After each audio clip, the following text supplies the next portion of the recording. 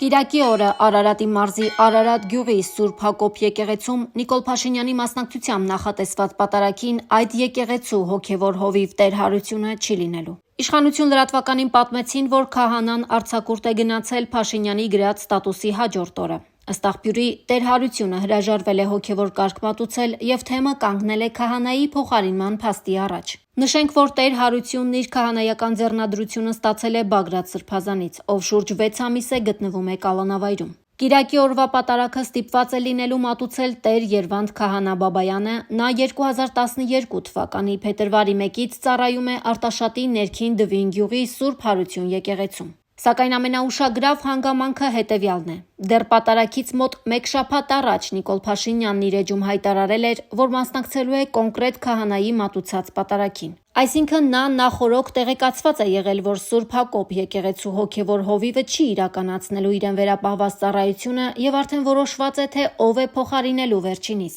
Սա առնվազն անհասկանալի է, եթե ոչ կասկածելի։ Փաշինյանը նպատակադրված շրջանցում է եկեղեցու ինստիտուտը եւ հրապարակ բերում կոնկրետ քահանաների անուններ, նրանց դնելով անհարկի ուշադրության ու ճնշման տակ։ Քահանայած դասը եկեղեցու ամենախոցելի օղակն է։ Աշխատավարձ չեն ստանում, գոյատևում են միայն արարողություններից ստացվող եկամուտով եւ տարիներ շարունակ ունեն կուտակված լարվածություն մայրաթոռի հետ։ Այս պայմաններում Նիկոլ Փաշինյանի հրապարակումը ինչ-որ մի եկեղեցում մատուցվող պատարագի մասին գրառում չէ։ Դա տվյալների գիտակցված օգտագործում է, որի նպատակն է քահանաների տարիների վեր կուտակված դժգոհությունը գործիք դարձնել, կաթողիկոսին ավելի խոցելի դարձնելու համար։ Իշխանություն լրատվականը մի քանի օր շարունակ փորձում է կապ հաստատել Տեր հարություն քահանայի հետ, սակայն նրա հեռախոսը մշտապես անջատված է։ Մենք փորձել ենք նաև պարզաբանում ստանալ թեմի առաջնորդ Գևորգ Սրբազանից, սակայն նա եւս անհասանելի է։ Իսկ Սրբազանը որպես թեմի ղեկավար պարտավոր է պատասխանել մեկ հիմնարար հարցի. ինչպես է Նիկոլ Փաշինյանը 1 շաբաթ առաջ իմացել, որ պատարագը մատուցելու համար հրավիրվելու է Տեր Երվանդ Քահանա Բաբայանը։